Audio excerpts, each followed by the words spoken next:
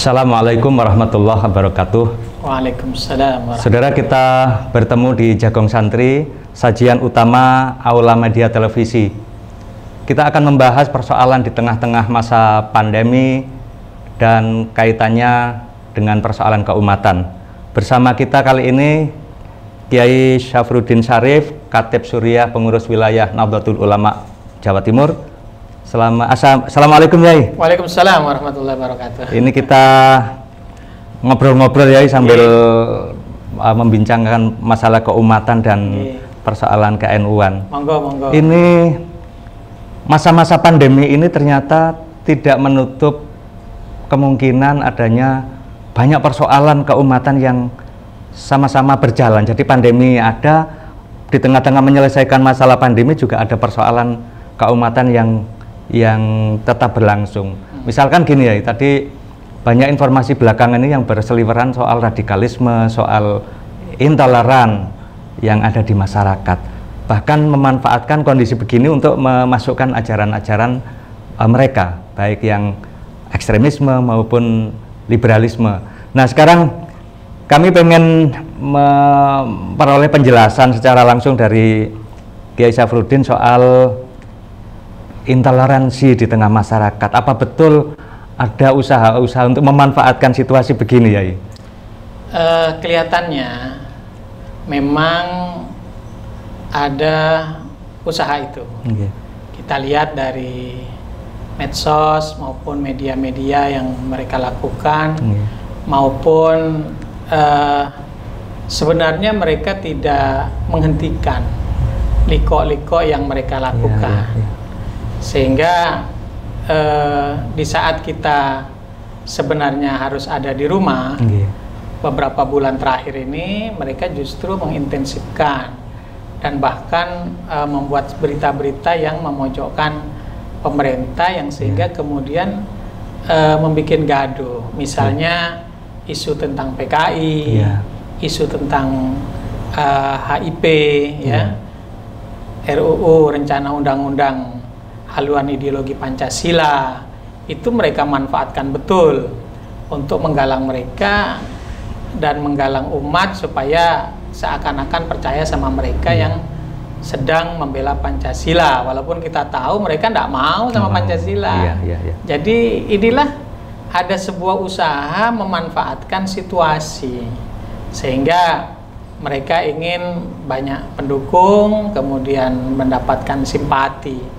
Nah, tentu kita dari Nahdlatul Ulama itu harus mengerti, walaupun kita sibuk membantu pemerintah dan masyarakat di dalam memerangi COVID-19 ini, kita jangan terlena. Juga ada yang ditugasi untuk terus mengawal, termasuk saya terima kasih sekali lagi dengan adanya Aula Media TV ini, karena melalui Aula Media TV ini kita harapkan suara kita dapat dilihat, didengar oleh masyarakat.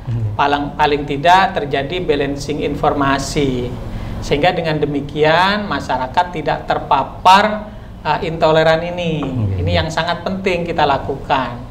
Makanya ketika saya diminta untuk hadir hari ini untuk bincang santai, saya usahakan hadir untuk memberikan informasi yang sebenarnya. Jadi intoleran ini sebenarnya adalah bukan ajaran Islam. Karena Kanjeng Nabi mengatakan bu'aistu bil hanifiyatis samhah. Saya ini diutus dengan ajaran yang penuh dengan toleransi. Yang penuh dengan toleransi, kemudahan. Nah, oleh karenanya pemimpin Islam itu yang disebut dengan ulama adalah orang yang mampu yanduruna bi'ainir rahmah, yandurunal ummah bi'ainir rahmah. Jadi ulama itu adalah orang yang bisa melihat umat dengan mata kasih sayang. Artinya apa? Artinya dalam menyikapi hidup dan kehidupan dalam situasi normal atau juga dalam situasi bencana wabah pada saat ini yang timbul dari para ulama, daripada tokoh-tokoh itu seharusnya adalah bagaimana segera umat itu bisa terlepas daripada kesulitannya.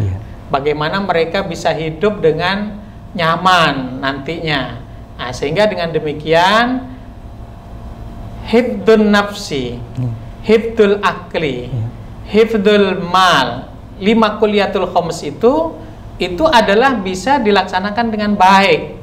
Jadi menjaga 5 hal penting itu, yaitu menjaga jiwa, menjaga akal, kemudian menjaga harta, menjaga irit, sifat perwira, ya. Kemudian juga ini sangat penting sekali supaya umat betul-betul dapat menikmati hak-hak dasarnya. Seperti itu. Mas Riyadi. Ya, jadi ya ini persoalannya kan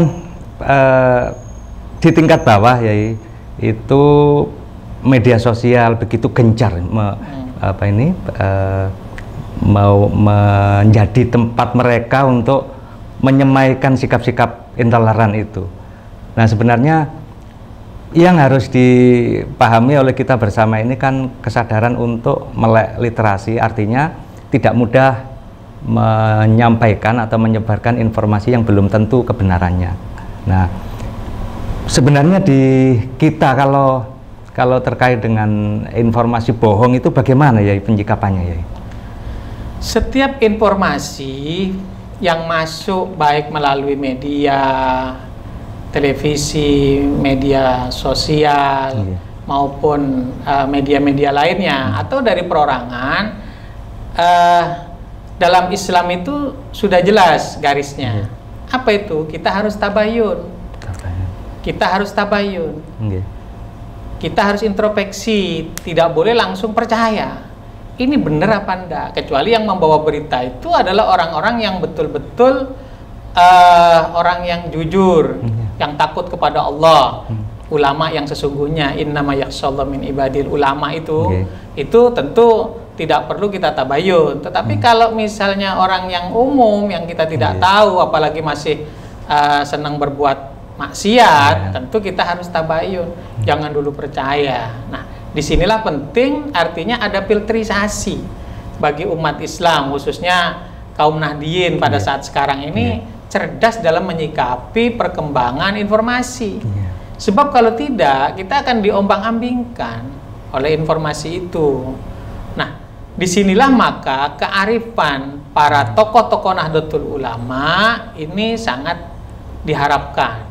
Sehingga dengan adanya filterisasi tadi, kearifan tadi, tidak semuanya kita masukkan, mana yang perlu kita tanggapi, mana yang tidak perlu, itu tidak semuanya kita tanggapi. Nah, isu-isu yang hanya dijadikan sebuah pancingan yang diusahakan oleh mereka, orang-orang yang intoleran ini mendapatkan simpati, nah itu tentu kita harus mengerti, ya, harus mengerti. Loh, orang tidak senang Pancasila, tidak mau Pancasila, kok seakan-akan hari ini membela Pancasila.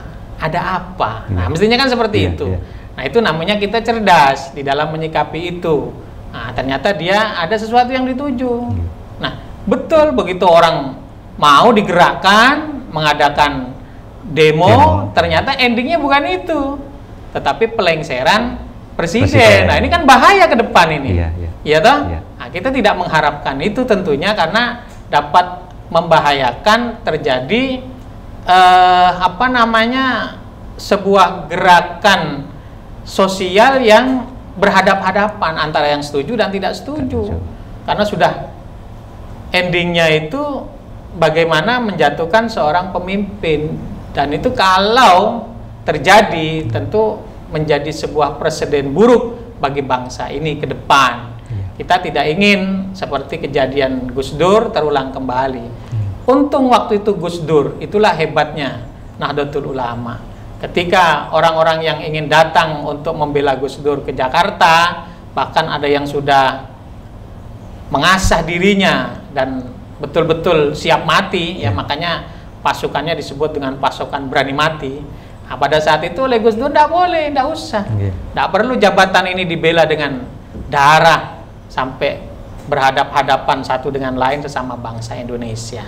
Nah, oleh karenanya kita harus betul-betul hati-hati di dalam menghadapi medsos ini, dan ternyata di Indonesia sudah ada yang tertangkap berita-berita hoax ini memang sengaja dibikin. Sengaja dibikin, ada produksi hoax ini yang dibayar untuk menciptakan suasana seperti yang mereka, orang-orang yang tidak bertanggung jawab ini inginkan. Nah, kita sebagai bangsa yang cerdas itu mestinya sudah bisa mengambil iktibar, mengambil pelajaran agar jangan sampai kita termakan oleh berita-berita yang tidak tentu kebenarannya. Sebenarnya dari komunitas NU itu sudah punya pegangan. Jadi al-khobar kal-gubar. Jadi berita itu bagaikan debu yang berterbangan. Jadi bisa benar, bisa tidak. Muhtamilun lisidqi wal kidbi khobar. Jadi berita itu mungkin benar, mungkin salah, seperti itu ya. Kecuali yang saya katakan tadi itu kalau beritanya datang dari seorang ulama yang masuk kategori innama yakhshallahu min ibadihil ulama. Tentu kita yakin kebenarannya sama dengan berita yang datang dari Nabi besar Muhammad sallallahu alaihi wasallam. Pasti benarnya kalau itu. Oke. Saudara, masih bersama Jagong Santri, kita membahas soal toleransi dan persoalan kemasyarakatan di tengah pandemi COVID-19. Masih bersama Kiai Safruddin Syarif. Kita tunggu sesaat lagi.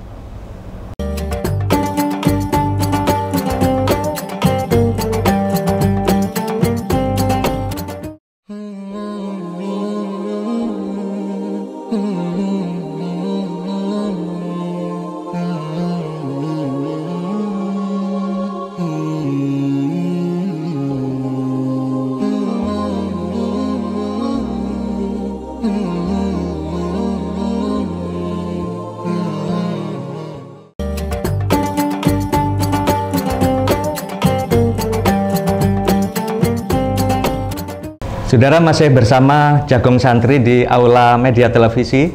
Bersama kita Kiai Safruddin Syarif.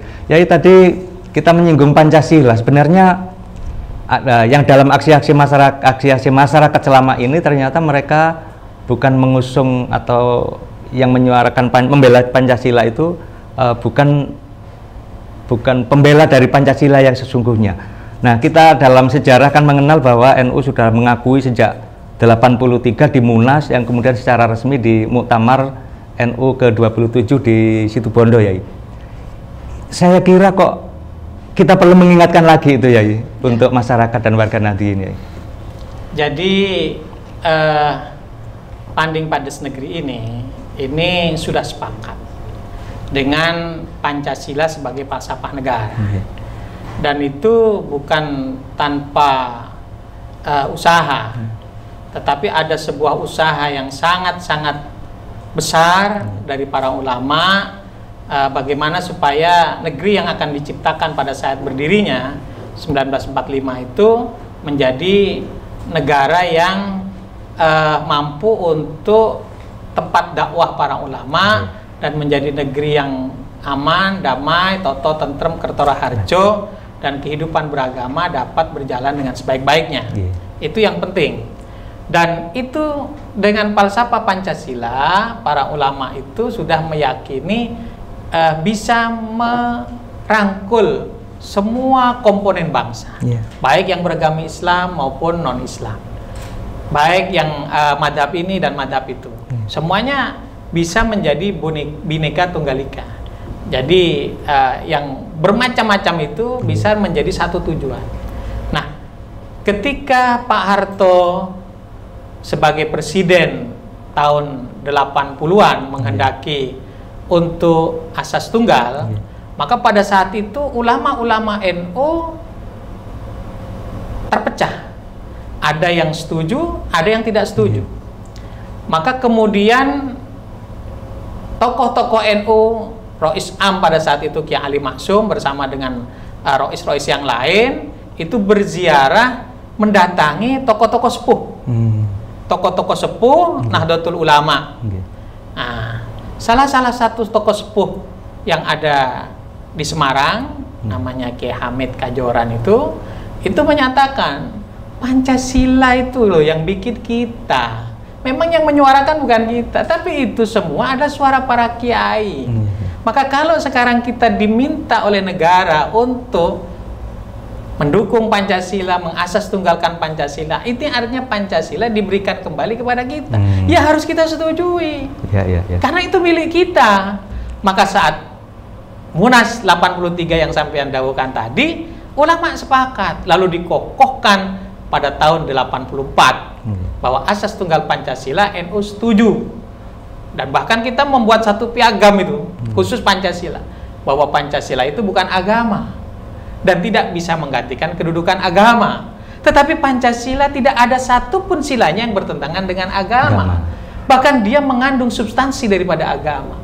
Dan akhir-akhir ini Grand Sheikh dari Azhar, Mesir itu menyatakan beruntung orang Indonesia punya Pancasila, karena Pancasila itu isinya adalah substansi ajaran agama Islam.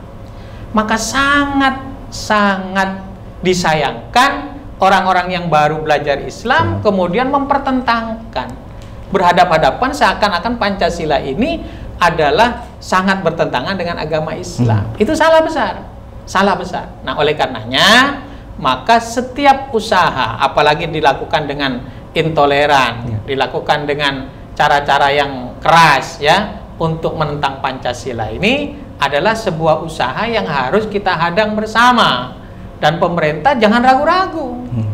Maka saya angkat topi ketika pemerintah melarang pengusung anti Pancasila seperti HTI dulu itu yang ngusung khilafah dan sebagainya, itu harus segera ditangani.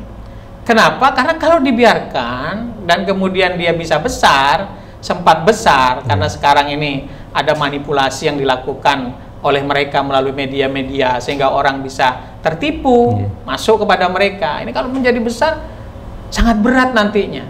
Misalnya negerinya Presiden Gaddafi itu, negara apa namanya? Itu kalau sudah terpecah seperti sekarang ini sudah sulit. Libya ya. Di Libya itu ya. Iya toh? Di Libya itu sudah sangat sulit. Kemudian juga Syria, Insya Allah. Pola-pola yang dikembangkan itu hampir mirip dengan pola-pola yang ada di Indonesia. Kita lihat dari cara demonya, kemudian ungkapan-ungkapan dalam demo itu sama yang ada di Indonesia dengan yang ada di Syria, hanya bahasanya aja berbeda. Bahasanya berbeda. Jadi kalau kita teliti, kita lihat di medsos ya, demo-demo yang dilakukan di Syria oleh garis keras ini ya, kemudian dengan yang ada di Indonesia itu mirip. Maka kalau bangsa Indonesia hari ini tidak berhati-hati, maka Indonesia akan menjadi Suriah berikutnya. Nah, disinilah maka sangat penting sekali kita sampaikan kepada masyarakat supaya cerdas di dalam melihat perkembangan pada saat sekarang ini dan ke depan tentunya. Nah, jadi insya Allah dengan masyarakat yang mengerti bahwa situasinya sudah seperti ini, siapa yang benar-benar pejuang Pancasila dan toleran, dan siapa juga yang anti toleransi dan anti Pancasila, sekarang seakan-akan membela Pancasila. Namanya bahasa Jawanya ada udang di balik rempeyek ini. Ada udang di balik batu ini. Ternyata ini adalah merupakan cara-cara untuk mengambil simpati. Setelah demo maka tujuan aslinya muncul itu. Tujuan aslinya baru ketahuan ya. Nah, iya. Ya, representasi dari Islam moderat itu dunia pun mengakui bahwa Nahdlatul Ulama itu sebagai bagian dari representasi Islam moderat atau Islam wasatiyah di dunia.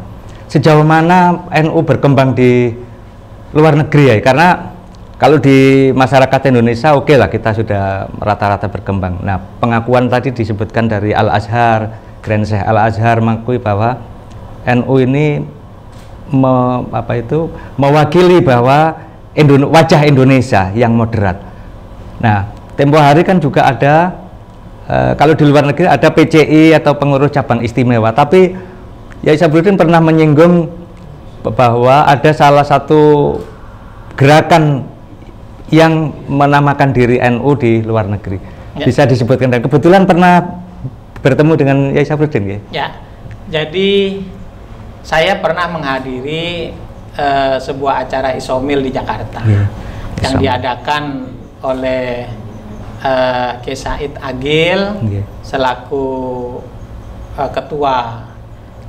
Saya lupa waktu itu. Jadi itu dari semua negara datang ke Indonesia, semuanya berharap setelah ada paparan-paparan tentang apa itu Islam Ahlus Sunnah wal Jamaah Nahdiyah, atau kalau yang sekarang kita bikin casing baru disebut dengan Islam Nusantara, itu mereka semua tertarik dan mereka kepingin supaya ajaran Islam ala NU ini bisa berkembang di negara mereka. Kenapa? Karena ternyata ajaran Islam yang mereka bangun di negeri mereka masing-masing itu menimbulkan bentrok di antara mereka sendiri. Jadi yang dari Libanon itu langsung dia ngacung, saya lihat sendiri, dengar sendiri kata-katanya. Mohon supaya ajaran NU ini diajarkan kepada bangsa kami, umat kami. Kemudian dari Islamabad itu apa namanya dah? Islamabad, Afghanistan. Afghanistan ya. Afghanistan juga seperti itu. Bahkan kemudian mereka datang ke sini, minta diberitahu apa itu NU. Akhirnya kemudian mereka mohon izin mendirikan NU di sana. Lalu bukan cabang ya? Bukan cabang, mendirikan NU sendiri di sana. NU sendiri, lalu kemudian memohon arahan apa itu NU, diundang dari sini, maka salah satu Rois Syuriah PBNU diutus ke sana. Lalu menerangkan tentang tasamuh, tawazun, tawasud dan i'tidal. Nah, 4 konsep itu. Lalu kemudian mereka kembangkan ditambah 1 dengan mereka, yaitu musyawarah tasyawur. Nah, sehingga kemudian mereka lambangnya mirip dengan NU, hanya bintangnya 5.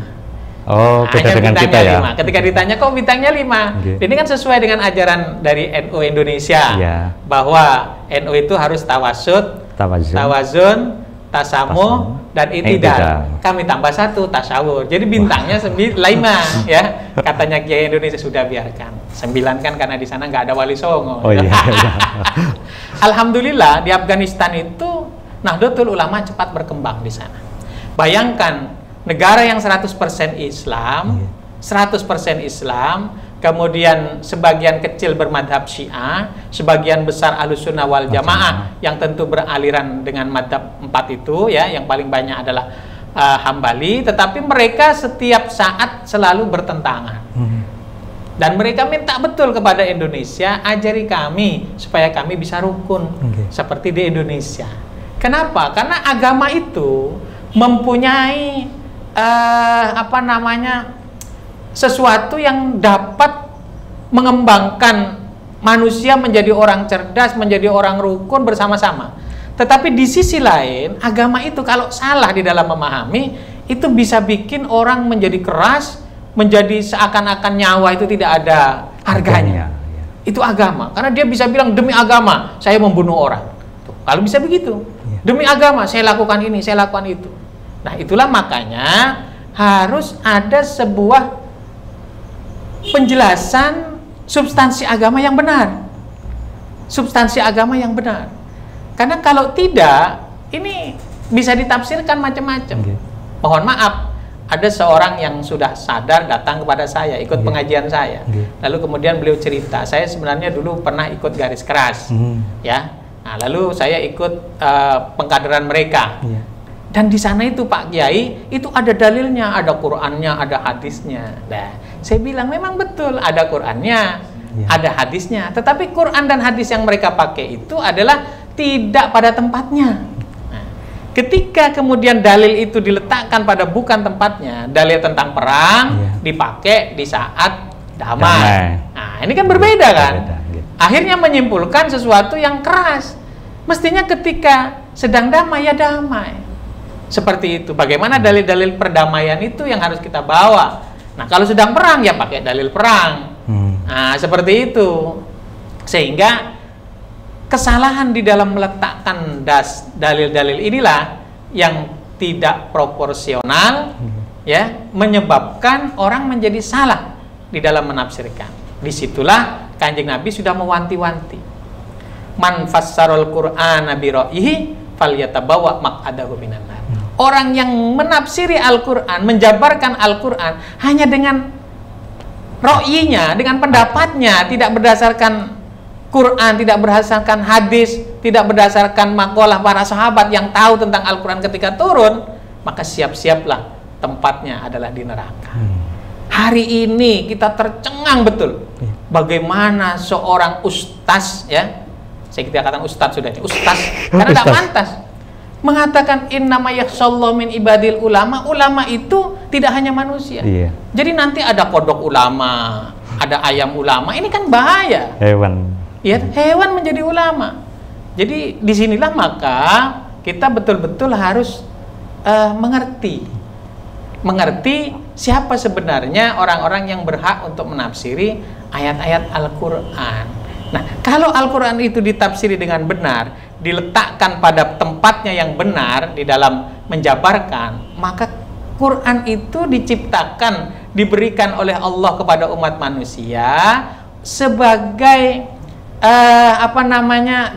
sebagai petunjuk bagi kita, sehingga nanti manusia diharapkan dengan mengikuti Al-Quran itu hidupnya bahagia di dunia, bahagia di akhirat. Loh, kalau bahagia itu kan berarti tenang, rukun, semua keinginan bisa tercapai, hidupnya damai. Itu kan gitu kan?